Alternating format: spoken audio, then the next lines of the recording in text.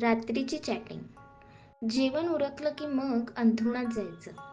जेवण उरकलं की मग अंथरुणात जायचं, दिवा बंद करायचा मस्त, अंगावर पांघरून घ्यायचं. मग होते ठराविक वेळ ती ऑनलाईन येते. ती ऑनलाईन येते, तिचं सगळं काम आवरून मोबाईल घेते. कोणी नाहीये ना जागं, करते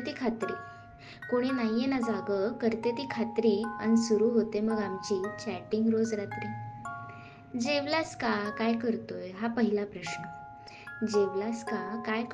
पहिला प्रश्न. तिच्याशी गप्पा म्हणजे एक उत्साह आणि एक जश्न.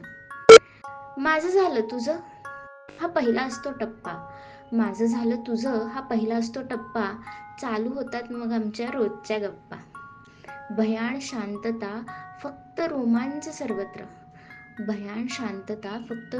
सर्वत्र.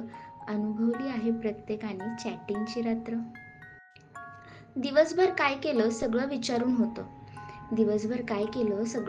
होतं. मग भावना संचारतात, मन शृंगारिक होतं.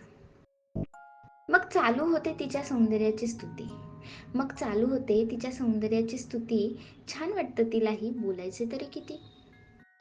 2 तास तरी सुरू असते फक्त हेच सत्र. खरंच भारी असते ना ती चॅटिंग आणि ती रात्र.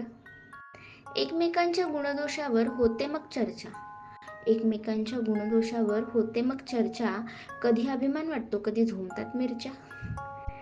मग एखाद्या मुद्द्यावर होतात किरकोळ भांडणं.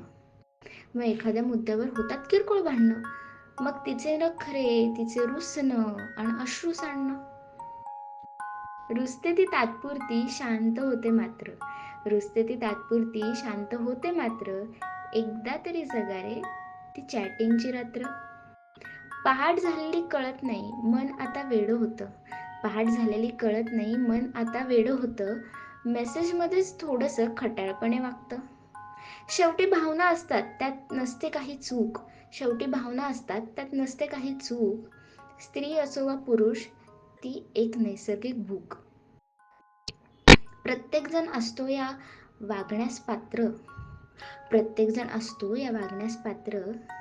क्वचितच नसेल जगली कोणी चॅटिंगची रात्र.